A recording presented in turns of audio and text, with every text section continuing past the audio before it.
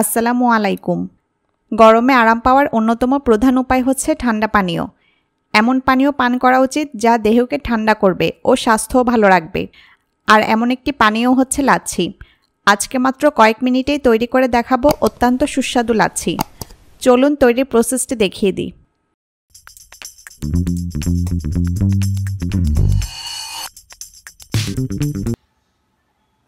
লাচ্ছি তৈরির জন্য প্রথমে এখানে আমি 1 কাপ মিষ্টি দই নিয়েছি। লাচ্ছি আর মাঠা দুইটাই দই দিয়ে তৈরি হয়। পার্থক্য হচ্ছে মাঠা টক দই দিয়ে তৈরি হয় আর লাচ্ছি মিষ্টি দই দিয়ে তৈরি হয়।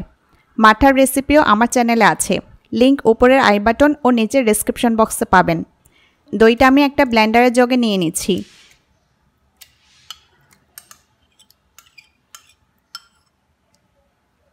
এখন দিব চিনি। আমি 2 টেবিল চামচ চিনি দিব। যেহেতু মিষ্টি দই তাই চিনিটা সেই হিসেবে আপনাদের পছন্দ মতো দিবেন। মিষ্টি দইটা কিন্তু ঘরে তৈরি। মাত্র 45 মিনিটে ঘরে দই তৈরি করার একটা রেসিপি আমার চ্যানেলে আছে, লিংকটা উপরের আই বাটন ও নিচের ডেসক্রিপশন বক্সে পাবেন। চিনি দিয়ে এখন দিব কিছু আইসবার। লাচ্ছি ঠান্ডা হয়ে থাকে আপনারা জানেন। আমি কিছু আইসবার দিয়ে দিয়েছি। এখন দিব পানি। 1 কাপ দইয়ের জন্য আমি 500 ml পানি দিচ্ছি। আর এই উপকরণ দিয়ে 2 গ্লাস লাচ্ছি তৈরি হবে।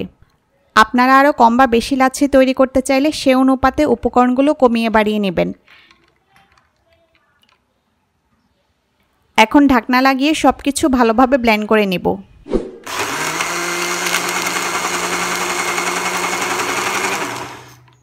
আমি খুব ভালোভাবে থেমে থেমে ব্লেন্ড করে নিচ্ছি।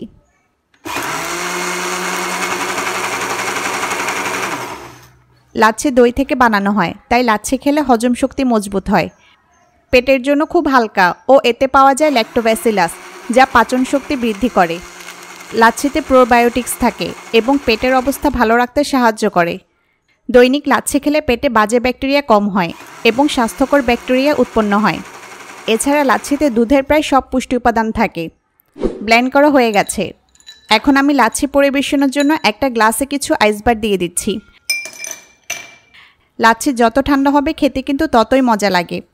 এখন লাচ্ছি গ্লাসে ঢেলে দিচ্ছি। খুব সহজ একটা রেসিপি। এর চাইতে সহজ পানীয় রেসিপি আর হয় না। এটা খেতে যেমন ভীষণ মজার, গরমে তেমনি স্বস্তিদায়কও।